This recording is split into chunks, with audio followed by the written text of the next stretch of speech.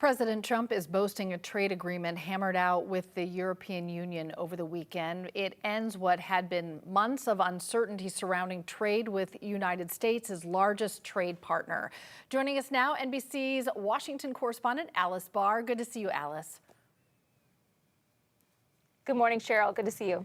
Break down the deal for us. How is the White House spinning it, and where does the EU score a win here?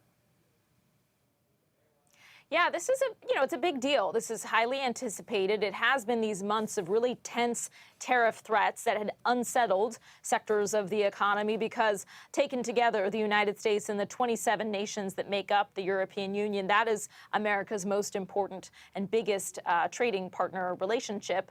So this agreement sets 15% tariffs on most European goods entering the U.S.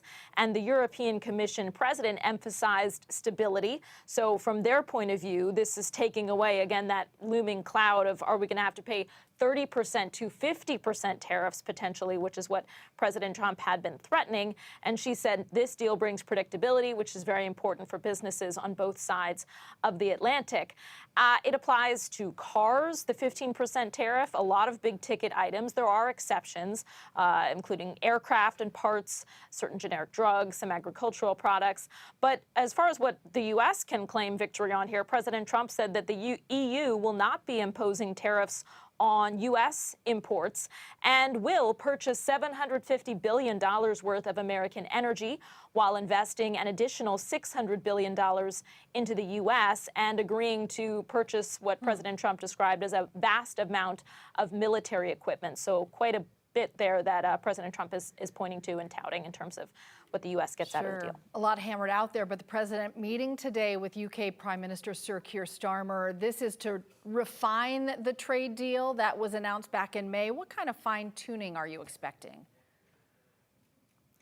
Right. So obviously the UK has a separate deal than the European Union, and that pair is just now sitting down and speaking.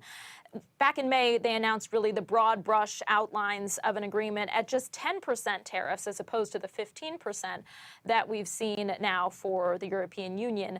But there's a lot. It was sort of more of a framework. So there's quite a bit that they have to work out there. Also notable that in the beginning comments of that discussion, the two men, Keir Starmer and President Trump, were talking a lot about Gaza and about finding a way to get more humanitarian aid in. We have all seen those devastating images coming out and the very clear need to address famine, to address starvation. So they're talking about trying to get more efforts together to not only talk about trade, but to talk about humanitarian relief as well. All right, so big conversations coming about Gaza today, humanitarian aid, and those big developments with the European Union and the UK. A Monday morning, and always a lot to talk about. Alice, thanks for the time.